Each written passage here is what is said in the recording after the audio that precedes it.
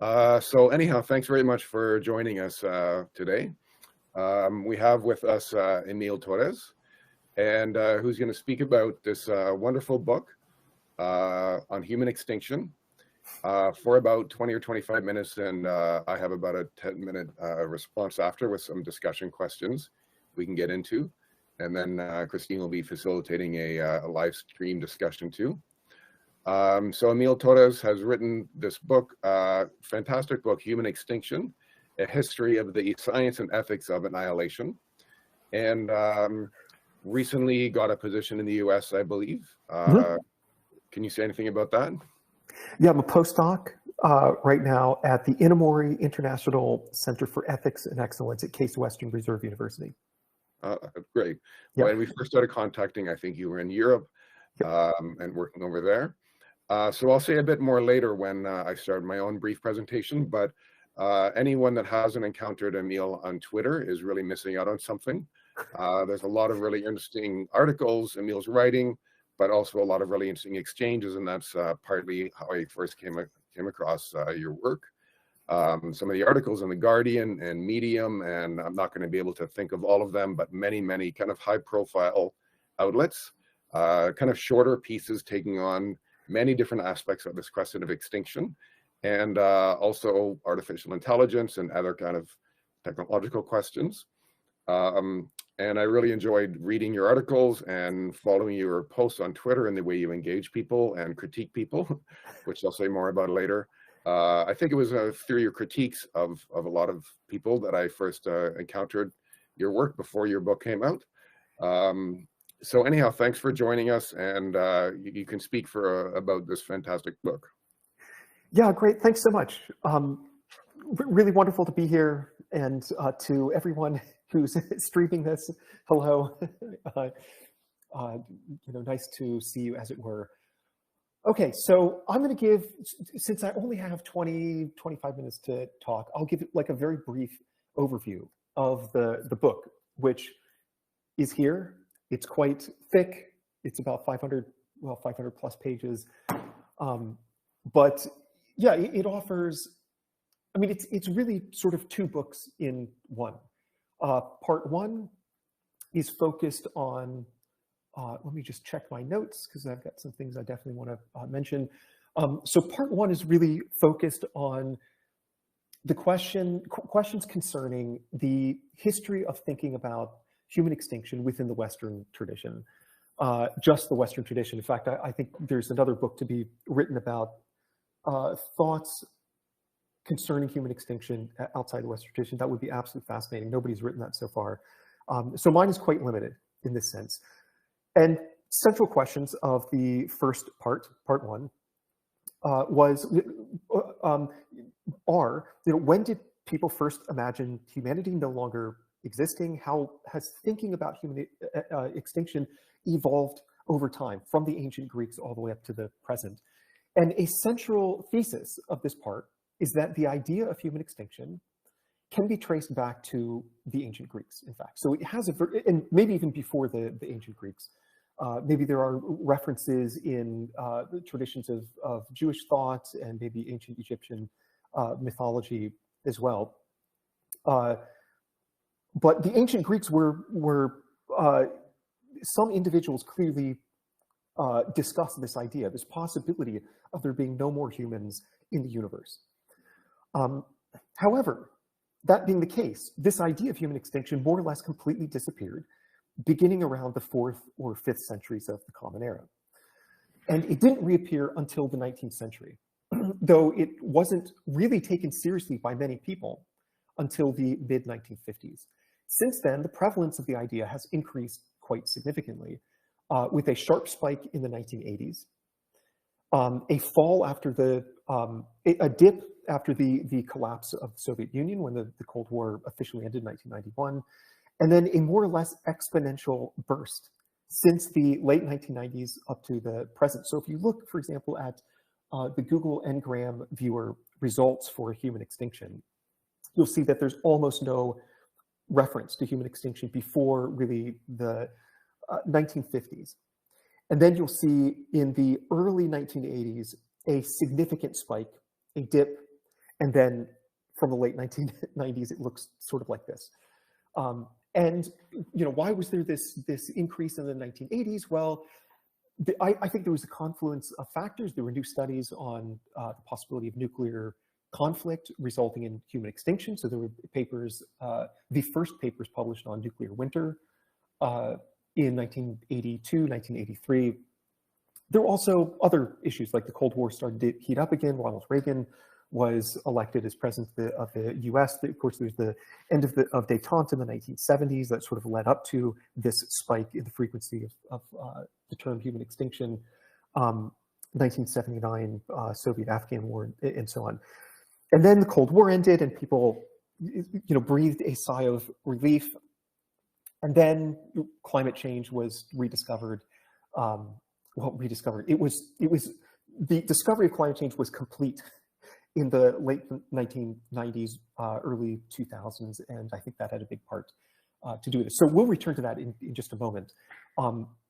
Moving on then to just provide a very brief synopsis of the second half of the book. This deals with what I call existential ethics, or the study of the ethical and evaluative implications of human extinction.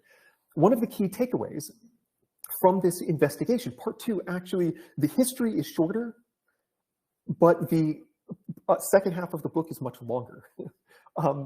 And one of the takeaways of this study was that existential ethics has received surprisingly little attention from philosophers over the past 2 centuries. Given that, at least according to a number of notable influential theorists, thinkers today, the probability of human extinction this century is probably higher than ever before in our 300,000-year history.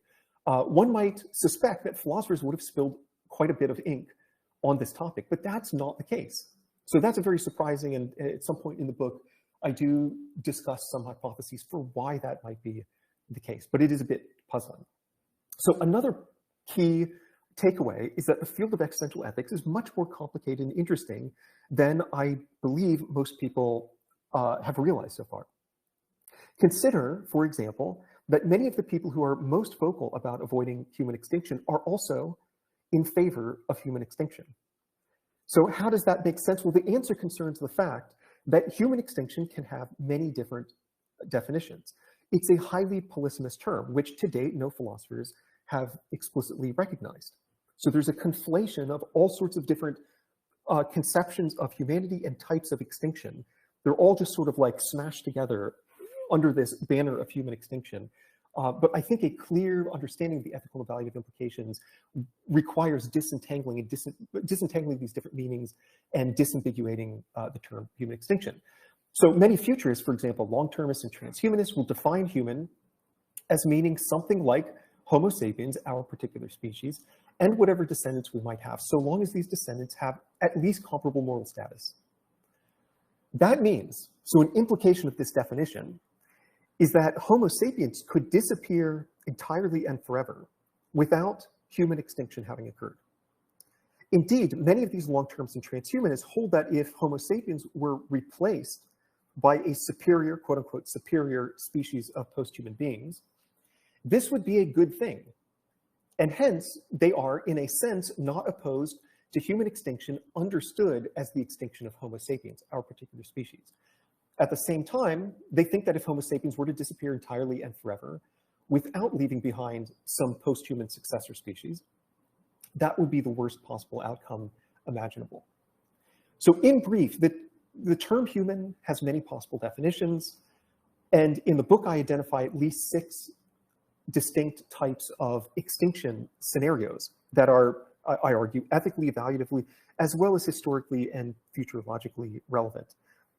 So I call these different types of extinction demographic, phyletic, terminal, final, normative, and premature extinction.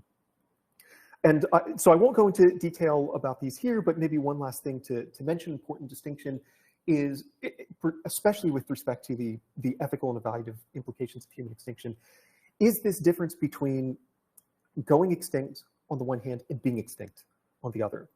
So there are ethical theories that superficially appear to yield this very same conclusion. But if you look at the details, actually, they're the reasons for opposing human extinction are wildly different. So for example, long-termists and individuals who accept a particular ethical theory called totalist utilitarianism or total utilitarianism, they adopt what I would call a further loss view. So this is the claim that whatever harms are involved in going extinct, that subsequent state or condition of being extinct is also morally relevant. It can be a source of moral badness or moral wrongness. The reason concerns the various opportunity costs that are associated with being extinct. So that contrasts with views like the one that I accept and argue for, which claim that being extinct is not morally relevant at all. And all that's morally relevant when it comes to human extinction are the details of going extinct. So if going extinct involves a lot of suffering, if it results in premature deaths of individuals and so on, then extinction would be bad or wrong to bring about or allow to happen. Otherwise, if going extinct does not involve any harms, does not introduce any psychological or physical suffering, or cut short the lives of individuals who exist at the time, then there's nothing bad or wrong with human extinction. So ultimately, the view that I accept, which I call an equivalence view, which contrasts with those further loss views that point to being extinct as a source of badness as well, an implication of the equivalence view is that there's no unique moral problem posed by human extinction. Everything you could say about the badness or wrongness of human extinction can be said in just ordinary language. You don't need you can talk about the badness of or the wrongness of human extinction without mentioning extinction at all. So those are two views, and then there's a third view called pro-extinctionism, according to which being extinct would in some sense be better than being extant, continuing to exist. So lots to go into there, but I'll skip over that for now, and maybe we'll get to it in the Q&A. So turning back to part one of the book, this is what I thought I would focus most of this talk on. So I claim that Western history, this is a central claim of part one, Western history can be partitioned into 5 distinct periods, each of which corresponds to a unique understanding about the possibility, probability, etiology, and so on of human extinction. And by human extinction, the most common conception, what I call the prototypical conception, which is by virtue of being most common, is the most relevant to part one. The prototypical conception says that equates human extinction with Homo sapiens, our species, disappearing entirely and forever without leaving behind any successors. So this is what I refer to in chapter 7 of the book as final extinction. So it's a complete and terminal end to the entire human story. So that's the main focus of part one. And my claim is that thinking about this notion of human extinction yields a periodization of Western history that consists of these 5 different segments. So I consider this periodization to be a discovery rather than something that I invented cleverly. I believe that a careful look at the historical record really does reveal these 5 different periods, which I term existential moods. We don't need to go into detail about why, but the term existential mood is just the name of each of these different 5 periods. So the first period, this stretches from the ancient world up to the mid-1800s. And its hallmark was a fervent belief that humanity is fundamentally indestructible. And yet, I mentioned just a few minutes ago that there were some ancient Greeks who believed that human extinction was actually possible. So how does this make sense? Isn't there a contradiction between saying that human extinction can happen, but also humanity is indestructible? Well, no, actually. Because the ancient Greek philosophers who discussed human extinction, they all believed that humanity would always reappear after we disappear, due to the fundamental nature of the cosmic order. So we will disappear entirely in the future, but then reemerge sometime later. So in this sense, humanity is indestructible. So just give one example, Xenophanes, pre-Socratic philosopher, proposed this cosmological model according to which the universe cycles through various stages. One of the stages, no humans exist at all because Earth is covered by water. So there are these massive floods, and all human life disappears. But those floods eventually recede, and humanity reappears. So in a broader cosmic sense, we are indestructible, even though there is a type of human extinction. There is a period in the future, according to Xenophanes' model, during which no humans at all exist anywhere. So that's sort of human extinction, at least in a minimal sense. So anyways, this notion of humanity's fundamental indestructibility, that was prevalent in the ancient world. Maybe a root, maybe it was sort of founded on just a natural anthropocentrism that pervades the Western tradition of thoughts from the ancient Greeks all the way up to the present. Yet this notion of indestructibility took on a new and much more robust form with the rise of Christianity in the 4th or 5th centuries of the Common Era. That's when Christianity became really widespread in the Roman Empire. So I won't go into why exactly that was the case, but suffice it to say that the Christian worldview and Christian eschatology, the study of last things, is just fundamentally incompatible with the notion of human extinction in, as it were, a kind of naturalistic sense. Since Christianity dominated Western culture up to the 19th century, the idea of human extinction more or less entirely vanished from view during this time. There are, so far as I can tell, just basically zero references to the idea of human extinction for roughly a 1500-year period. And then this changed in the mid-1800s. And I think there were two reasons for this. The first was a decline, the decline of Christianity, especially among the educated classes or intelligentsia, which opened up conceptual space necessary to imagine the possibility of human extinction. So for 1500 years or so, people would have said that human extinction, even in the most minimal sense, is just fundamentally impossible. It cannot happen. It's just incompatible with the Christian belief in the immortality of us as individuals, as well as Christian eschatology. And also I mentioned in the book that there was this model of the structure of reality called the Great Chain of Being, which implies that extinction of any sort is impossible. If the extinction of any sort is impossible, then the extinction of humanity is impossible. So those beliefs, the Great Chain took a huge hit in the very early 1800s due to George Cuvier,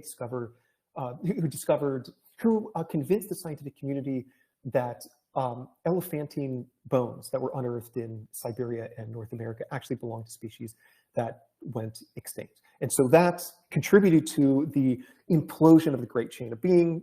And then with Christianity declining, people thought, oh, maybe humanity isn't actually immortal, and this sort of the Christian eschatological narrative maybe is not true. Perhaps then it's possible that we could go extinct the way other species have. But crucially, even though they thought, I mean, you can think something's possible, but not have an occasion to entertain thoughts that include that possibility. If there's just no occasion, then it might not ever occur to you to take this idea seriously. I could have maybe articulated that better, but it'll be clear in just a moment. So the second important component of this story is that the mid-1800s are when people discovered the first scientifically credible kill mechanism. Kill mechanism meaning a way that humanity could actually end up not existing anymore, could disappear entirely from the universe. Before that, yes, there were many, many people who speculated about global catastrophes. I mean, going all the way back until to the ancient Greeks. But none of these catastrophe scenarios were widely accepted. So there were some people like Lord Byron in the early 1800s who, he suspected that there were intelligent beings on Earth long before humans, and that they had been wiped out by a comet impacting Earth. And then he speculated that the exact same thing is destined to happen to us as well. So that's an interesting, speculation about a kill mechanism, but nobody at the time accepted that. And we'll see, in fact, that scientists, not until the 1980s, really the early 1990s, believed that it's possible for comets or asteroids to strike Earth and result in the extinction of species. So there was just no widely accepted kill mechanism. That changed with the discovery of the second law of thermodynamics in the very early 1850s. The second law implies that Earth, if not the universe more generally, will eventually sink into a sort of a frozen pond of eternal lifelessness due to, as Earth systems or the universe as a whole reach thermodynamic equilibrium, at which point life is completely impossible. So that was a huge shock to people at the time. I mean, it really was a psychocultural trauma. In fact, it was a double trauma, because on the one hand, with the decline of Christianity, people realized, like, oh, wow, actually, human extinction is possible, fundamentally. And then scientists came along, physicists in particular, and said, yeah, we discovered this law of nature, a fundamental law of nature that implies that humanity will at some point in the future cease to exist entirely. So not only is human extinction possible, but it's inevitable in the long run. That's the double trauma of the 1850s. And that's when you get, there is this abrupt, sudden traumatic shift from the first existential mood, the indestructibility of humanity, to the second existential mood, oh my gosh, human extinction is possible. And in fact, it's inevitable in the long run. So that existential mood, I argue, that second existential mood, that lasted really until the 1950s. And you might wonder why 1950s, why not 1945? Well, what happened is during World War I, especially after World War I, there was a lot of speculation about the possibility of anthropogenic human extinction. But again, there was no widely accepted kill mechanism. So you have people like Winston Churchill and Sigmund Freud, and there's a whole bunch of others who sort of said, we seem to be on a path of the possibility of complete self-destruction. But nobody could really point, there was no particular weapon or anything that could clearly have the capacity to destroy all of humanity. So, and interestingly, that didn't change with the bombings of Hiroshima and Nagasaki in August of 1945. There was a lot of talk immediately after those bombings. There was talk about the possibility of civilizational collapse. That was, interestingly, that was the focus. You go through newspaper reports and so on and so on.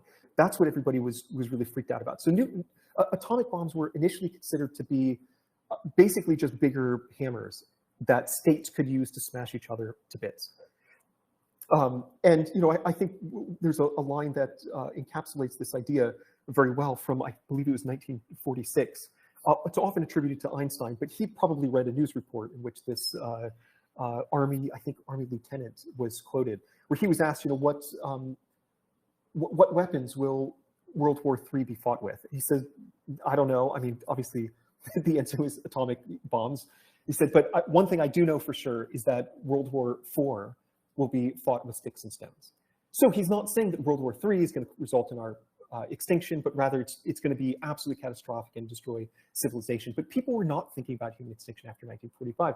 What changed is the Castle Bravo debacle, a thermonuclear test in 1954. So thermonuclear weapons were invented, first detonated in 1952, and then the US planned this series of tests in the Marshall Islands, the Pacific Ocean, and 1954 was the first of a series of thermonuclear tests. And the thing is that the Castle Bravo detonation, the scientists messed up their calculations, and it produced an explosive yield that was 2.5 times larger than what was expected. And the result is that it catapulted large quantities of radioactive particles into the atmosphere.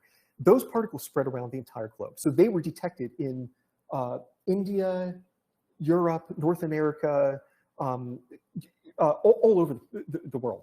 And so immediately, almost overnight, it's absolutely extraordinary when you look at the literature. Overnight, people realize, oh my gosh, even a small-scale thermonuclear conflict could be sufficient to pepper the entire planet with enough radioactive particles to potentially destroy humanity.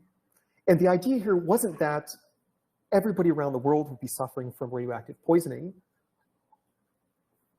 Sorry, hold you in suspense there. Yes, there were many people who would die of radioactive radioactive poisoning, especially downwind of the explosions. But even more so, these radioactive particles would induce mutations in our DNA. And consequently, over subsequent generations, there would be this slow deterioration of humanity to the point where we just go extinct. So that was the real concern. It was really right around the early 1950s that people, although concerns go back to the 1930s, people started really worrying about the genetic effects of radiation. So 1954 was the turning point. And so I would say this third existential mood sort of emerged in 1945 with the invention of atomic bombs, but it wasn't until the Castle Bravo debacle that it fully solidified. And really, like as I mentioned just a moment ago, overnight, people became really freaked out that a thermonuclear war could result in our complete annihilation. And then this was, once the floodgates were open, there's this, veritable explosion, proverbial explosion of additional anthropogenic extinction scenario concerns.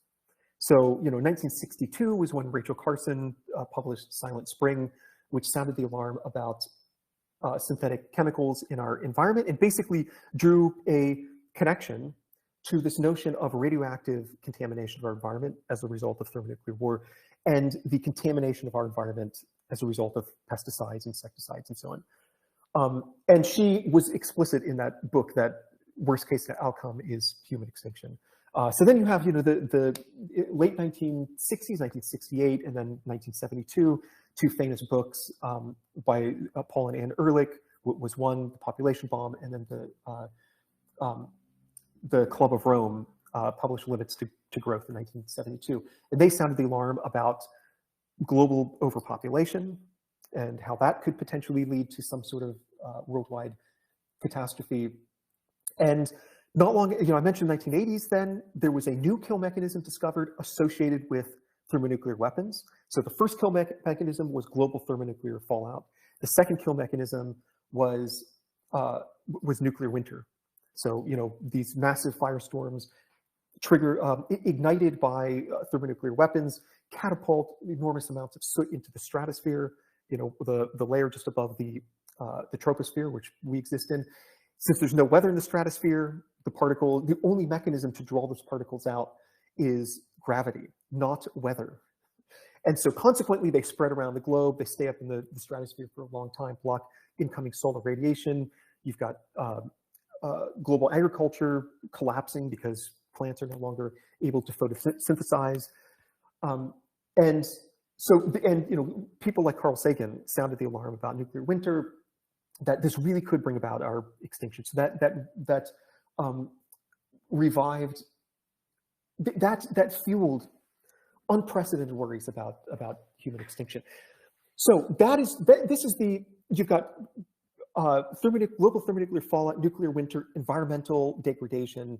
Those were sort of the main anthropogenic threats that were identified during this third existential mood. So first one, humanity is indestructible. Second one, actually, due to not only is human extinction possible, but it's inevitable in the long run due to the second law of thermodynamics. Third one, oh my gosh, actually we could destroy ourselves in the near future, literally next week. So that was the essence of this third existential mood, but it's worth noting that throughout the entire Cold War, throughout the entire post-war period, in fact, going back to the 1830s or at least 1850s, the scientific community as a whole almost unanimously agreed that global catastrophes caused by natural phenomena do not happen. And so this is surprising to a lot of people, but there was this paradigm in the earth sciences that was introduced in 1830 and became the orthodoxy at least by 1850, called uniformitarianism.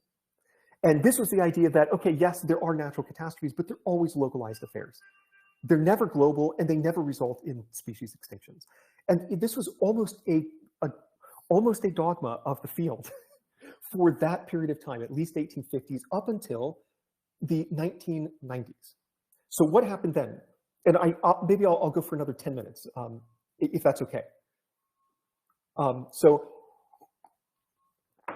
what happened then? So 1980, a team led by Luis and Walter Alvarez, father-son team, they published this groundbreaking paper that claimed that so there was a lot of debate during the 20th century leading up to this about whether mass extinctions happen. Darwin, others working within that uniformitarian tradition said there are no mass extinction events. They are artifacts of the fossil record. The fact is that fossilization is very, very rare. Consequently, you cannot trust the fossil record. Then there were these sort of empirical literalists who would go look at the fossil record and say, clearly, mass extinctions do happen because you've got like the dinosaurs, and then they just disappear, all of a sudden in a blink in geological time. So there was this huge debate about whether you should trust the fossil record or not. And the Alvarez team came along and said, yeah, let's assume that the fossil record is accurate. Then there's a question, well, what caused the dinosaurs to disappear? And they claimed actually there was a large asteroid, I think 10 to 12 kilometers, I can't remember what number they used exactly, 10 to 12 kilometers in diameter that struck Earth. And it's sort of like the nuclear winter scenario, but rather than soot, it catapulted dust into the upper atmosphere, into the stratosphere. That spread around the globe, resulted in the collapse of food chains, since dinosaurs, they're these big creatures that need a lot of vegetation to survive. They were the first to go.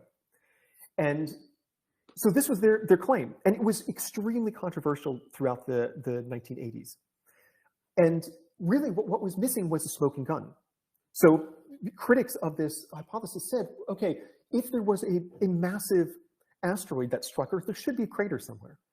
And, since about 66 million years ago, when the dinosaurs disappeared, up to the present, only about 20% of the tectonic plates on the ocean floor, so oceanic plates, have been subducted. When they're subducted, that information that's contained in them is lost forever. So there should somewhere be evidence of this giant crater, and there's no evidence. Therefore, the hypothesis doesn't look so plausible after all. So what changed was that— Neil, I just wanted to jump in, yes. Because we've got a few questions coming in, and I know you're kind of midstream in looking at these 5 different moods. So can you pull together these last features? Because I know I feel what's happening is the enthusiasm of the details of such a fantastic book are kind of quite significant and overtaking, but they may come up in a question period as well. Okay.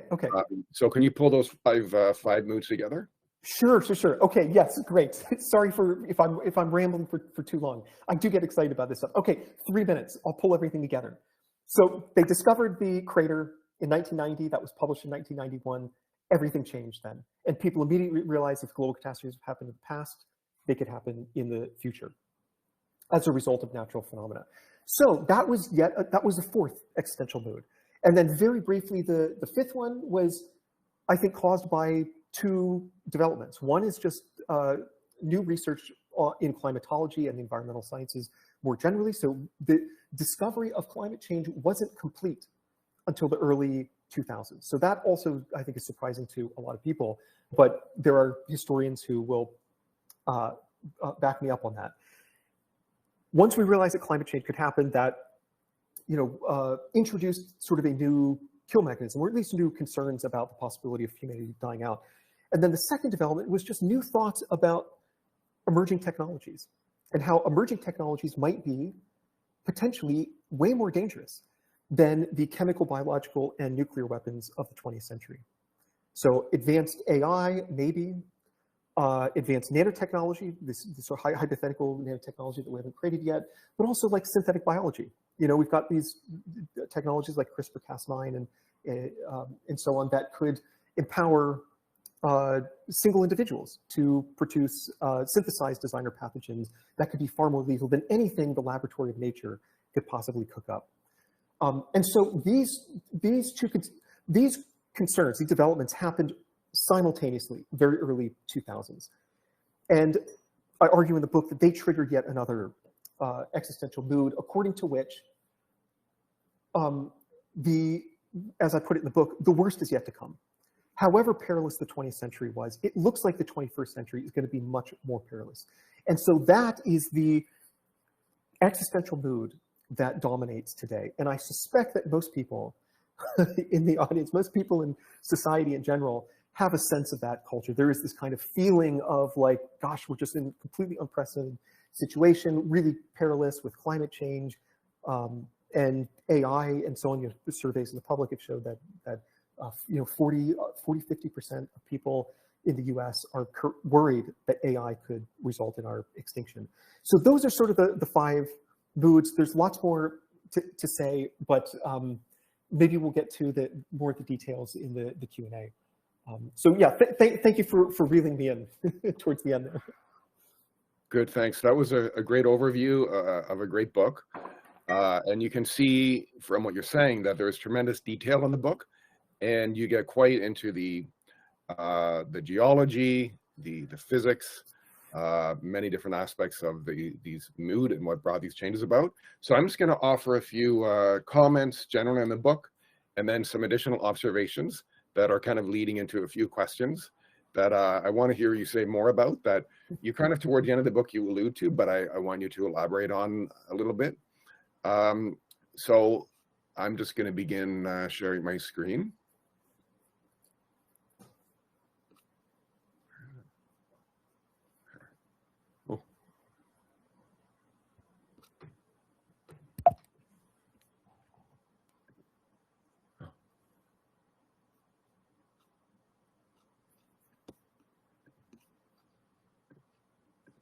We got this right in rehearsal. Yeah, it did work in rehearsal.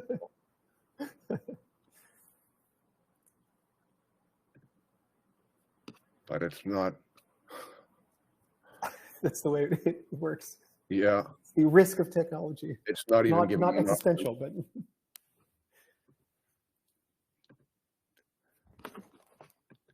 Let me try doing what we did during the rehearsal, which is plugging in my second monitor, where the PowerPoint projects.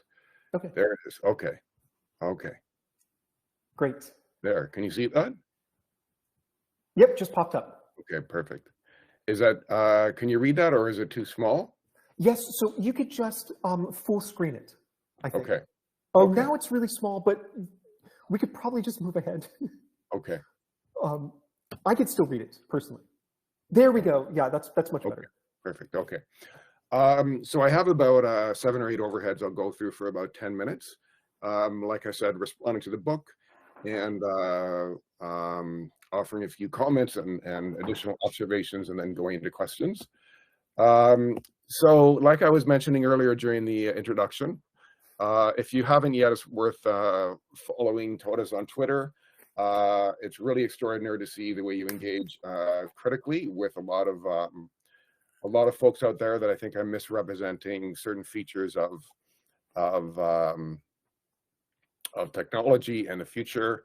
I think you identify some problems that are taken for granted, like the kind of hidden neoliberal assumptions regarding the role of billionaires in our culture and their benevolence, and regarding the lack of a need for regulation of certain corporations that are leading the AI charge, which is quite different from a lot of the earlier analysis you do through history. Of course, these big tech companies are fairly recent within the last few decades, but they are closely connected with the rise of neoliberalism. But also what's just as concerning, or maybe even more concerning, is the way in which some of these groups are neo-fascist, both in the sense that there's claim about racial superiority, but also literally advocates for genetic engineering towards enhancing and promoting certain races.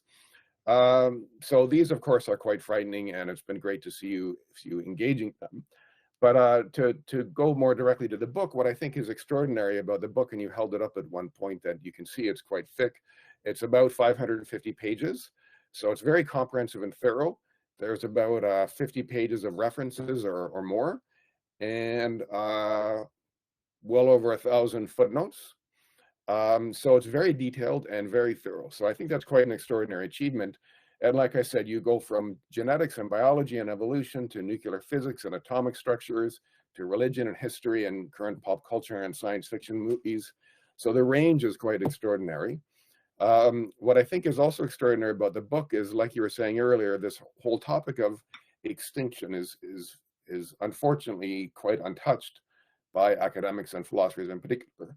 So I think what you're doing here in this book is you're essentially establishing a new genre of research and analysis. You're kind of creating a template or a structure or a model for how to go about talking about extinction, both historically, like in the first part of your book, when we get the historical rise, as well as the ethics. And a kind of a need for a unique and new model of ethics, because a lot of our ethics is not adequately forward-looking, or if it is, it's only a generation or two. But how do we connect concern about the future in 1,000 or 10,000 years with concern about the next generation? So I think that the book really, the contribution is to establish a whole new way of thinking about this. And you provide a structure. I think one of the great achievements of the book is taking a huge amount of material from many different disciplines and many different historical time periods, and turning kind of chaos into order, in a sense, turning an overwhelming volume into something that is coherent and understandable by providing a structure. What I think is also extraordinary about this, and I find myself whenever I start talking about this topic with people, is it's a strange topic to talk about because it's our worst nightmare, for me anyhow. We'll get into that. Death is bad in general, but extinction is infinitely worse, I'd say. This leads to my questions later. But how can we talk about sometimes it seems odd when people talk about death in a very dispassionate way, in a very impersonal way, but to talk about an extinction is even on a more grand scale. So kind of broaching this uncomfortable subject, this uncomfortable topic, and treating it in not a kind of a melodramatic or overly dramatic way, as Hollywood often does, but treating it as a topic for analysis and understanding is, I think, a great achievement of the book too. And of course, it's very timely, like you were just commenting on at the end, and the fifth mood you talk about, that really we've kind of reached a bit of a feverish pitch in the last few decades in terms of fear and in terms of kind of growing acceptance of the risks we're facing in the near future, in the 21st century. And combined with, as you pointed out, that we're no longer faced with the same risk that we were in the past, like a meteor or a volcano or that kind of thing, but we're faced with a whole new category of risks, which are those that we create. And so this book, I think, and the topic, is doubly important because of our current circumstances. So I want to just comment on this idea: how do we live in the face of extinction?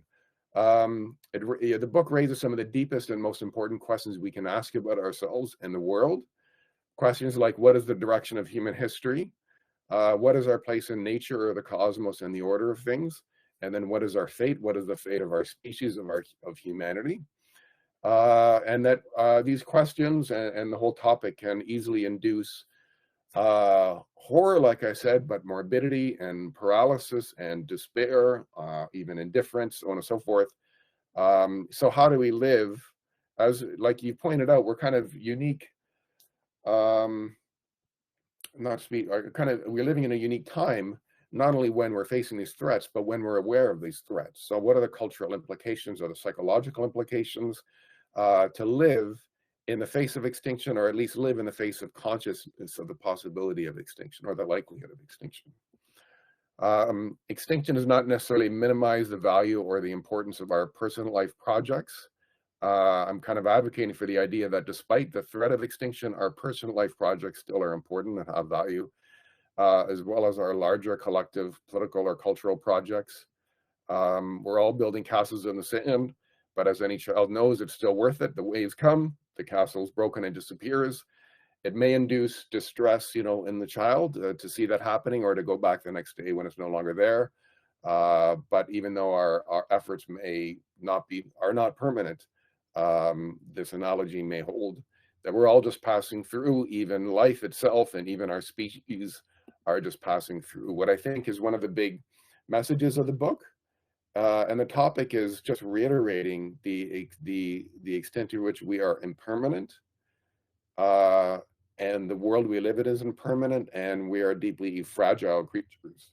We can delude ourselves on a daily basis with stability and continuity and solidity, but really what the underlying message of the book, as you read through all these details and examples and possibilities, is a kind of underlying message of the threat of our impermanence and fragility. What I want to raise, going back to the point I just made about living in the era of consciousness of extinction, is Heidegger, as one philosopher, talks about the concept of being towards death and its impact on our own being in the world, and what it's like to live with as a unique creature with this type of awareness or consciousness of our mortality, and that's how it impacts us. And he talks about things like authenticity and so on and so forth. That's a bit different. Heidegger's talking about our individual death that we can anticipate, but what is unique about being towards extinction? As far as I know, this is an unanalyzed category or concept. Like you were saying earlier, philosophers have kind of not adequately engaged this topic of extinction. And it seems that one of the big topics for philosophers to engage is, what does it mean for our being when we are a being towards extinction with this consciousness? What is it like to live with awareness of extinction? So what's interesting about this concept, as you write this long, detailed book regarding different ways we've thought about extinction over time in history, and different ethical limits and ways of engaging the topic, extinction is a kind of reverse engineering. What I mean by that is, as we become conscious of the threat of extinction, that has kind of reverse effects, because it changes the way we think about life and being alive and the world and so on and so forth, and changes our conception of what a human being is and what it is to be human. So what exactly is it that's going extinct? By engaging the question of extinction, we can then ask the question about what exactly is going extinct. So exploring extinction gives us a new way to try to understand what it means to be human, what our world is. All these questions that philosophers have hitherto engaged with, we now have a new way of engaging these questions, which is through the lens of awareness of the imminence of extinction.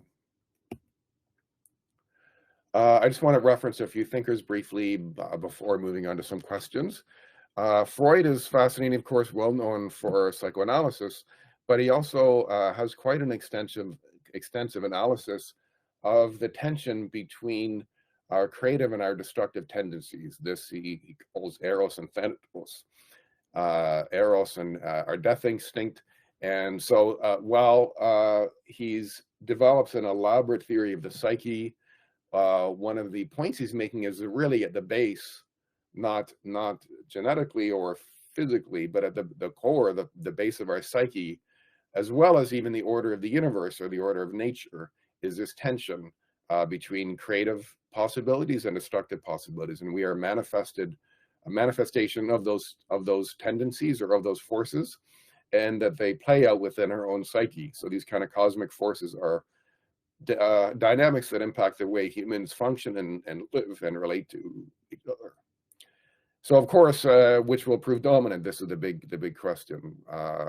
Freud is quite impacted by World War I, especially, and what he saw in Austria and Germany in the 30s, and it led him to real alarm about the dominance of our destructive possibilities. So that's kind of his own take as he was writing in Civilization, Its Discontents. A quote I want to bring in from Nietzsche in Thus Spoke Zarathustra: "We are a rope stretched between the animal and the Superman, a rope over an abyss. a dangerous crossing, a dangerous wayfaring, a dangerous looking back, a dangerous trembling and halting. What is great in man is that he is a bridge and not a goal. What is lovable is that he is an overgoing and a downgoing. I love him who labors and invents, that he may build the house for the Superman and prepare for him earth, animal, and plant. What I think is significant about this quote is he's raising the question about whether humans are simply a stage. Of course, he's quite influenced by Darwin. They're more or less contemporaries, encountering the theory of evolution, raising questions about what our future may hold. And I believe he's writing here not only about a species or genetics or Darwinian evolution, but more broad than just that. So the question is, what could there be post-human being? And then also the question here is, what exactly is it about man that must be overcome? And what I think is also important about this quote is that whereas a lot of the advocates of AI and advocates of colonization of the moon and so on and so forth claim that they are optimistic about the potential of what human beings can do and achieve, whereas anyone who isn't is cynical and regressive and so on and so forth. But what Nietzsche is getting at here is something different than colonizing the moon, but suggesting this idea that there may be a different way of being or a different type of human being of sorts that we can anticipate in the future. In other words, there may be other configurations of what it means to be human. Last slide before the question is Hannah Arendt. She provides a chronicle of how we become a danger to ourselves and to the world. There are moral reasons for why there has, at least in biblical accounts or religious accounts, for why there's been near extinction events through divine retribution, but then it's cyclical because there's a rebirth, like a flood. But today we seek to remake the order of things and seek to remake nature in our own image. And this is one of the things that Hannah Arendt is most concerned about. The creation and the promotion of what she calls worldlessness and worldly alienation is one of her biggest concerns and alarms, by which she means the phenomenon or the process by which we're replacing what is in the world with things of our own making. So in a way, we come to see what is in the world, we come to see the world reflecting us back to ourselves through our own projects of making and remaking the world. Also, I think these questions about extinction, Arendt wrote, quite a bit before the topics you write about in your book. But I think the whole, to get more abstract and not just in the biology or the physics, but I want to raise some more abstract questions, like what does it mean to have a world, which is her focus in relation to human beings. And she argues that the world is not only a physical place, it's a place in which our being appears or our being occurs in the world. In other words, there's an alignment between ontology and world. Then the question is to bring in a question of extinction. What happens to the world if we become extinct? Does the world disappear? She would say yes. We stand to lose our world, but with the new debates about AI or colonizing other planets, she would say that we stand to lose our world even if we don't become extinct. So there may be other formations of the human being in the future, but we can't take it for granted that those human beings or whatever intelligence that there may be in the future necessarily have a world or dwell in a world, and that there's something kind of catastrophic that's lost as a consequence, that we are eradicating a world, not only nature or the planet or anything. So I want to transition to questions, and my only critique of the book, especially towards the end, is that the phenomenal volume of material you engage leads to a somewhat descriptive approach. You develop these great categories I mentioned, but towards the end, I wanted to hear more of your own take. Your critique is primarily about ethics and utilitarianism and altruism. So here's a few questions I wanted to bring up and interested in your thoughts. So what is the huge volume of reading you've done led you to believe is lost, or on the other hand, is gained if we go extinct? What is lost or gained if we go extinct? And then after all this reading, what do you think makes humanity most valuable? I felt like you provided us a chronicle of threats and a chronicle of evolving awareness of threats. But I want to hear more about your take from all this material you analyze what do you think makes humanity valuable. And you provide a chronology, a history in the first part. Does it give you a sense of the direction of history of the world? By that, I mean, where did we come from and why and towards what end? And not just in the biological sense of evolution, but larger sense. Leibniz is a philosopher you engage quite a bit regarding the theodicy question and why there is evil in the world and so on and so forth, but he's also famous for this other question, one of the biggest metaphysical questions you can ask, which is, why is there something rather than nothing? And of course, that's relevant, I think, in the context of questions about extinction. And so this last question is, these big metaphysical questions. All right, so thank you. I'll stop there and stop sharing. All right. Great, thank you so much. Well, I didn't take notes of the 3 questions, so you have to remind me of the first 2, because okay. I made a mental note of, like, I'll just reread them on the screen. The first was I would like to also interject and say there's quite a few questions in the chat, so I'm ready to convey them. But okay, so maybe one thing I'll say real fast, if it's okay, is that, so with respect to, like, the direction of history and so on, 2 things come to mind. One is that, again, as I mentioned at the very beginning, it's a pretty parochial history, as lengthy as it is, because it is restricted to the Western traditions. So it would be really interesting to see. I have no idea. I really have no sense of what other non-Western traditions, what their sort of process of thinking about human extinction over time has been. It'd be really fascinating to know that, and then juxtapose that with the Western tradition.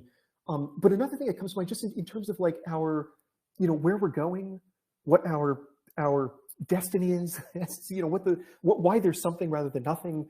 I do think, I've been meaning to write a paper about this. Maybe I'll just turn this into an Ian article or something, because it might be of interest to the public. I think one way of understanding this history of thinking about human extinction is as a 4th major revolution in humanity's understanding of our place in the universe and the nature of humanity. So, like, there are many philosophers and historians who will say there have been 3, at least 2, maybe 3 major revolutions in our thinking about these issues. Probably everybody in the audience knows them well. Copernican revolution. Oh, actually, we're not at the very center of the cosmos as a whole. So that, dislodged us from this sort of cosmographical position within the universe. Then, of course, the Darwinian revolution, which sort of integrated us metaphysically or ontologically into the natural order. Actually, there's no fundamental ontological chasm between us and the rest of the natural world. So that also is sort of dethroning us. It's a great insult to our sort of narcissism as a species, that we're the center of creation. Actually, we're not the center of the universe. We're not the center of creation either. And then, of course, the Freudian revolution is as well. Some people don't add that as a 3rd. Some people add it as a 3rd. But I would say there's a 4th revolution. And the origins go back to the 1850s, but it wasn't really until the past few decades that this revolution has started to gain steam. And that's the recognition that the universe could exist without us, right? That's different than realizing we're not the center of the universe and that we're actually no different than other animals and so on. The universe could exist without us. And I mentioned anthropocentrism at the very beginning of the talk. Like, maybe that's at the root of Xenophanes and the other ancient Greeks' view that will always re-emerge. It's just inconceivable that the universe would go on without us. H.G. Wells made this exact point in the late 1890s with his essay, titled "The Extinction of Man." Parentheses sick, outdated term, but The Extinction of Man, where he opens by saying, there's so many people today who think like a universe without us. That's obvious nonsense. It's just inconceivable. And so that notion that it's inconceivable, that tendency for it to be inconceivable, that's now being overturned. And so I think this is a 4th great revolution in our thinking that has just as profound consequences. Oh my gosh, actually, we are not a permanent fixture of the universe. Over enough time, due purely to Darwinian mechanisms, we will disappear. Our particular species will disappear, but also our evolutionary lineage could just terminate. Maybe we'll cause it to terminate. Maybe it'll be an asteroid or something. But just the realization that it's possible, that is a trauma, you know. And who knows? Since this revolution is we're still in the midst of this revolution. You know, AI has helped to accelerate it. Same with climate change and so on. Who knows what the broader implications are? If it'll be despair. I mean, back in, so just one last comment. I know there are lots of questions, but you know, in the aftermath of the discovery of the second law of thermodynamics, you had a number of leading scholars who just tumbled into despair. There is an essay, very famous, probably his most widely circulated essay by Bertrand Russell, called A Free Man's Worship, which basically just, he literally uses the term unyielding despair. Talks about how, like, you know, in the vast graveyard of the universe, you know, all of human civilization, all of our achievements will just be rubble. And so what then?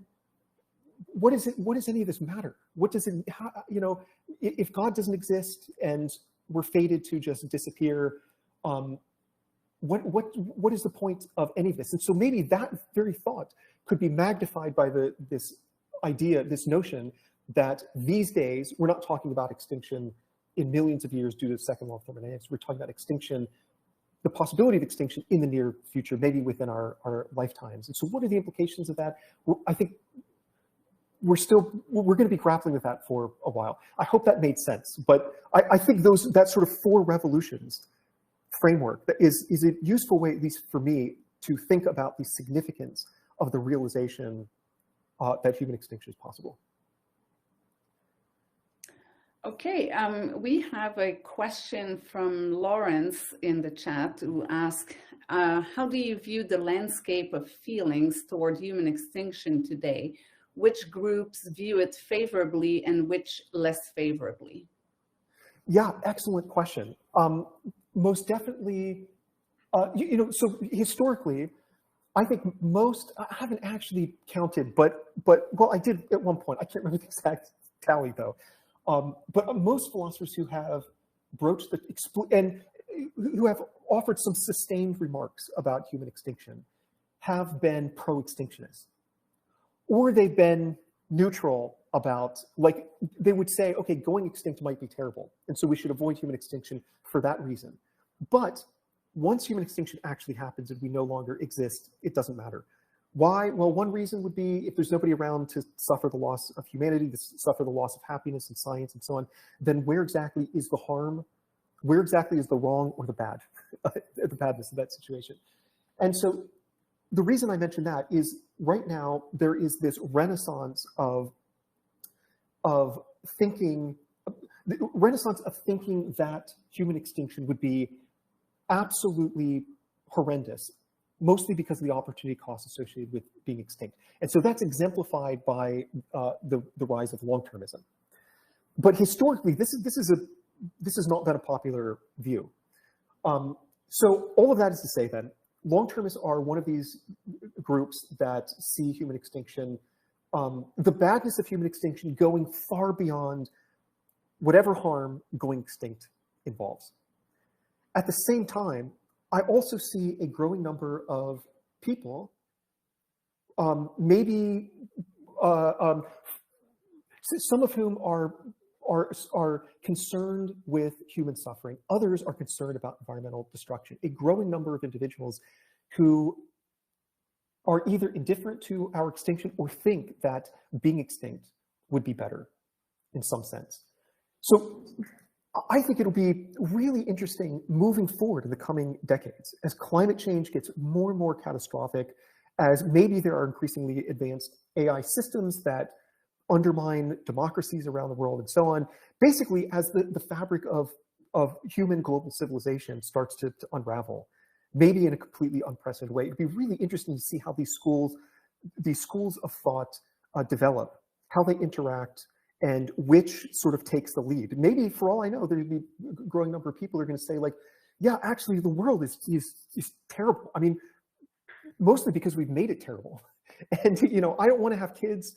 And, you know, perhaps if we die out, like, actually, that'll be the best thing, all things considered. Maybe then there will be this other group that, you know, strongly, vociferously disagrees with that, that will actually become the more dominant view. I don't know. It'll be really fascinating to see. So I hope that was a semi-coherent response to that.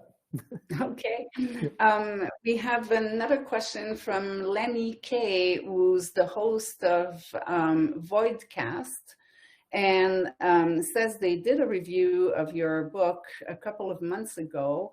And so in relation to that, they are wondering if you happen to have listened to it, to the podcast or the Voidcast, and what you thought about Koenig and Ulrich Horstmann, two significant thinkers in existential ethics, why he felt were missing from the discussion, says Lenny. And Lenny is also asking whether there is an intellectual history of human extinction in non-Western traditions forthcoming. Sorry, what was the last one? Say it real fast. Whether there is an intellectual history of human extinction in non-Western traditions forthcoming. Yeah, great question. So I believe I did listen to it. Maybe you could send me an email to confirm if this is correct. I believe you focused in part on Philip Mainlander and whether or not, so I mentioned in the book, borrowing from a philosopher whose name I'm embarrassingly forgetting right now, but he wrote a fantastic book on the pessimism debate in Germany in the second half of the 19th century. And anyways, he mentions that Philip Mainlander, who was this pessimist who believed that we ought to go extinct, and he was an anti-natalist. So the mechanism of bringing about our extinction should be a universal refusal to procreate. In fact, he was an advocate of celibacy, even beyond that. And part of the story of Philip Mainlander is he wrote these 2 volumes of this very long, kind of fascinating book. And when he got the first volumes, the very first copies of volume 1, he took them, stacked them up on the floor, stood on top, and then he hung himself, hanged himself. So that's the story. And I believe in the podcast you were saying actually that's probably apocryphal. So okay, that long-winded way of saying I believe I heard it. Some of the philosophers that you mentioned, I just basically kind of ran out of 2 things. Space, because the book was already about 150,000 words longer than it was supposed to be, than my contract was for. And I'm glad that Routledge didn't terminate the contract as a result. So I just sort of ran out of space. And then I also just kind of ran out of mental energy towards the end because it was so much material. And I mean, I realized one of the takeaways for me is, as Trevor was mentioning, I mean, this is supposed to be a like first draft. I mean, this is supposed to be a springboard for subsequent research. I know that's like a cliche, scholars always say that, but genuinely, one of the takeaways for me is that there is enormous amount of material that I skipped over, that I just couldn't include. And there's also an enormous amount of material that I've discovered since having written this book. So at some point there could be a second edition that will be twice as long. And then I hope to include some of those other philosophers that you mentioned, who I think are important contributors to existential ethics, and it's a shame that I didn't say more about them. Okay, great. We have a question from Long. Long who's asking, does a change in the concept of humanity or a change in a humanistic way of living count as the extinction of humanity? Long assumes the dominant definition of humanity as a species, Homo sapiens, emerged quite recently.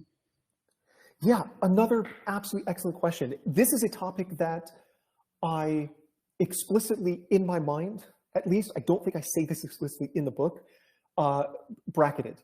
Is this, because it was just, there's so many things that I'm discussing in the book. It was too much to go into the history of thinking about humanity, right? So this would go all the way back to, in researching the book, I read a bunch of fantastic books on the notion of the other, like in ancient Greece, you know, the barbarians versus us, and so on. There's a great book by Bruce Maslish, a late MIT historian, on the invention of our modern notion of humanity, which he traces back to the early 20th century, in particular during World War I with the Armenian genocide. And that was the first time, well, there's some nuances here, but that was basically the first time that the notion of crimes against humanity was evoked. And the crimes against humanity, that has a normative conception of humanity that's sort of novel. And lots to say about that. But so that would be part of the history. If we're talking about human extinction or the extinction of humanity, understanding the historical evolution of our idea of humanity is like clearly very important to that. And I just don't say much about that in the book at all. So I mean, maybe that contrasts with like a biological notion of humanity, which itself is like a fascinating history. So yeah, you're totally right. And one thing, the last thing I would mention, something that I do discuss in the book with respect to normative extinction, is this idea that was very popular in the 1950s among the public. Surprisingly, there are surveys showing this. And it concerns this idea that maybe one way for humanity to go extinct is for our biological species to persist, but for us to end up in a milieu in which there's a totalitarian regime that strips us of fundamental properties that are necessary for us to count as human in a sort of normative sense. So famously, this found expression in Karl Jasper's notion, which he argues in a 1958, if I remember correctly, book, The Future of Mankind, I think that's what it was called, where he argues that it would be better for us to cease to exist biologically than for the Soviet Union to win the Cold War, take over the world, and implement this sort of, you know, a very oppressive state. So the Bertrand Russell then later popularized the term "better dead than red" to articulate this particular idea. So that does get at this idea of our humanity. You know, if you strip us from our humanity, like that's one type of extinction. And interestingly, I think Jaspers was the first person to basically rank different types of extinction, because he was saying that this type of extinction where we're stripped of our humanity, we stop existing in that sense, that is worse than us ceasing to exist as a biological species, and therefore we should prefer the latter. We should prefer prefer risking an all-out thermonuclear war than risk being subject to the totalitarianism of the Soviet Union. So yeah, lots to say about it. Excellent question. Well, and Long has a follow-up question on this, asking, can the idea of human extinction allow us to rethink the concept of wiseness in Homo sapiens? So the notion of the wise human being. Yeah, another excellent query there. So I've argued, I've mentioned in many articles at this point that Homo sapiens might be a misnomer. You know, given the fact that we're, you know, so actually my view is that the probability of human extinction this century is quite low. So I disagree with a lot of the long-termists. And I agree with the futurist Bruce Maslish, who argues that it's probably 1 in millions or 1 in billions. That being said, so that's the good news. The bad news is that I'm of the opinion that Martin Rees's notion that we have that civilization, not humanity, civilization has a 50-50% chance of getting through this century intact. I think that's extremely optimistic. I find it really, really difficult to imagine how civilization makes it through with climate change, with, you know, the societal implications of advanced AI, deepfakes, and so on and so on, and the continuing threat of nuclear conflict, and so on. So all of this is to say that, you know, we've created these technologies, we've created a situation in which I think global catastrophe the probability of global catastrophe is orders of magnitude higher than it's ever been in the past. So that may lead one to wonder, like, what exactly about us is where's the wisdom in this? If you ask long-termists, they'll sort of echo a similar idea to what you find in the Nietzsche quote that Trevor mentioned. That humanity is just this rope across an abyss. And they'll say, we've got what lies ahead, hopefully, if we survive, is a superior, more wise post-human species. That post-human species will be in better position, given its superior wisdom, to manage these technologies and to neutralize the various risks that come along with the development of these super advanced technologies. But I'm really skeptical of that. I don't see any good reason for thinking that, if we create these super intelligent post-humans, that they aren't just going to introduce even more complicated, even more dire risks. And so they'll be in the exact same situation that we are. Maybe they'll be able to mitigate the sort of risks that we face better than we can. But why wouldn't they just introduce new risks that are equally challenging for them? And so all of this is to say that I think we're in a bad situation. I think our sapience, our intelligence, and so on, has resulted in a situation that is just really, really dire, and I'm not very optimistic about the future. And consequently, I wonder if Homo sapiens isn't just this embarrassing misnomer. Okay, I have 3 more questions. So if it's okay, since we started a little late, I can go through them. So the first one is by Libby, who asks, could the Ukrainian war be the basis for new conspiracy theories about human extinction? Good question. Yeah, possibly. There obviously was a lot of concern, particularly at the start of the war, about nuclear conflict. Putin puts nuclear forces on high alert and so on. There was talk about using a tactical nuclear weapon. And then people in the US government officials said, we don't distinguish between strategic and tactical nuclear weapons, which is alarming to hear. All of it's very alarming. So yeah, in terms of conspiracy theories, I don't know. I'm not sure. Interesting question. I'll need to think about that more. Okay. Maya asks, she thanks you for your talk, and she asks, with so many animals going extinct in our time, would you talk about how this is different from the human extinction from an ethical point of view? Yeah, really great question. So I think it depends on who you ask, right? There are environmentalists who embrace, for example, a value theory called biocentrism, or ecocentrism would be an even more sort of radical view of it. And according to the biocentrists, and one version of biocentrism is biocentric egalitarianism. That's what it's called. And that's the claim that all organisms have the same, not just some intrinsic value, but have the same amount of intrinsic value. So there's fundamentally no difference between humans and insects or mammals, reptiles, and so on. So from this biospherical egalitarian view, that's the term. I think I might have messed it up a moment ago. But from this particular perspective, there is no difference between all of these other species dying out and humanity dying out. And yeah, I don't know, I'm somewhat sympathetic in a certain sense with that, but other people are going to argue that, no, there's really something unique about humans. We've created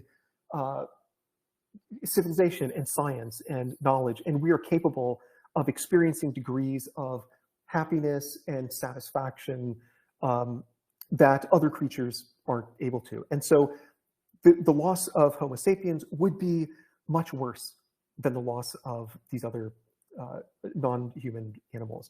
Maybe one last thing to mention is probably one of the most extreme views finds representation in some of the literature of long-termism, as well as Will MacAskill's 2022 book, What We Owe the Future, in which he suggests that our destruction and our obliteration of the biosphere and elimination of other species might actually be overall a good thing. And the argument there is that we should be sensitive to the suffering of wild animals. Further claim is that there's a lot of wild animal suffering because they're all just engaged in this, trapped in this Darwinian theater of competition with conspecifics and other species and so on. And it's all just very brutal and awful. And consequently, the fewer wild animals there are, the less wild animal suffering there is. So the fact that we've initiated this 6 major mass extinction event in the 3.8 billion years that life has been on Earth might actually be a good thing. So obviously that contrasts very strongly with the biospherical egalitarian view. Good, thank you. And then there's one last question by Thomas. What do you think is the difference between human extinction, the way you have framed it, and the notion of apocalypse? Is there a difference at all? Is human extinction another and more academic term for apocalypse? Yeah, superb question. There is lots to say about this. The term apocalypse is really elastic, right? So like in biblical studies, it has a very specific meaning. And that meaning is based on the historical meaning of the term. So like the apocalypse of John, John of Patmos supposedly wrote the book of Revelation. Apocalypse there refers to a revealing, right? That's the specific historical notion of apocalypse. That's all it is. Apocalypse today, of course, means some sort of like global catastrophe, maybe resulting in human extinction, but also could refer to the religious notion of the end of the world. So it's really important to disambiguate that term. I think conversations can get muddled pretty quickly if one isn't clear about those definitions. So for example, I've had a number of people who have listened to me talk about the book and said, human extinction, like we've been, like religious systems have been thinking about human extinction for ages. Well, the religious notion of the apocalypse is, I think, fundamentally different from the notion of human extinction that is the central topic of the book. One way to put it, so this is not technically accurate, but I think it's heuristically useful, is that the apocalypse involves transformation, whereas human extinction involves termination. So it's sort of a catchy way to think about it. There are some kinds of human extinction where we, in a sense, we do not disappear entirely. For example, if we evolve into a new type of species. But for the most part, with respect to Western religion, Christianity in particular, the end of the world is, in a very profound sense, the beginning of the rest of cosmic history. And this ties into why the notion of human extinction was blocked for 1,500 years once Christianity became dominant in the Western tradition. According to that view, all of humanity survives the apocalypse, right? So each of one of us as individuals is endowed with these immortal souls. And at some point at the end of time, those immortal souls will be reunited with a resurrection body. And then the human population will be divided. However, it needs to be divided, with one half going to spend eternity in perdition, the other eternity in paradise. So that's the notion, that's the religious notion of the apocalypse. And that contrasts very strongly with, for example, this idea that the human population just dwindles to zero, and then it just remains that way forever. And that's it. That's the end of the story. So I hope that's useful. Thank you. And that was it from the chat. Thanks. Thank you for those questions. Great, thanks. Can I just ask your last thoughts on what do you think would be lost if we were to go extinct? Yeah, so I mean, I sort of tentatively defend a view in the book, which needs to be further developed. So a lot of work left to be done. But basically, it's that human extinction would be kind of a mixed bag, because I feel the pull of the arguments put forth by the pro-extinctionists, that there's just an enormous amount of suffering and misery in the world. The philosopher Bernard Williams once said, if we had So I'm more or less quoting, if we had any sense of the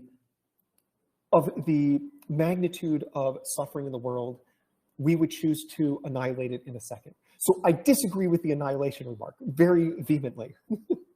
I think that would be profoundly immoral. But the sentiment behind it, like, yeah, I get that. There's just a lot of human agony and terror and so on. On the other hand, I also really feel the pull of for example, some of the further lost theorists, the long-termists and so on, that, you know, the human enterprise is itself a mixed bag, but there are things that are marvelous about it. And there are, you know, I think it would be a shame if we got this far with the scientific enterprise. There's lots to say about the nature of science, but if we got this far with the scientific enterprise and no further, you know, like there are these quite outstanding questions that are, you know, what happened before the Big Bang? How did life emerge from non-life? Questions of that sort that I think it would be a shame to leave unanswered. So I feel the pull of that, and also you know, in Mary Shelley's book, 1826, The Last Man, she has this, which I think is really one of the first books to discuss in some detail central questions of existential ethics. She at one point has this list of all the stuff that would be lost if humanity, once humanity ceases to exist. Laughter, music, poetry, philosophy, knowledge, and so on and so on. And it's a long list. She calls them the adornments of humanity. And so I feel the pull of that. It would be a shame if we lost if there was no more laughter and no more music and so on. So I don't know. I feel really ambivalent about about humanity no longer existing. That being said, I think the overwhelmingly probable scenario that would lead to our extinction would result in enormous amounts of suffering. So I think the chances that everyone around the planet will voluntarily decide not to have children is zero. So what does that leave? What options then does that leave us on the menu for ways of actually going extinct? Well, catastrophe. And I think that catastrophe would be so horrendous, nuclear winter, engineered pandemic, you know, whatever, would be so horrendous that we should do everything in our power for all practical purposes to prevent human extinction from happening.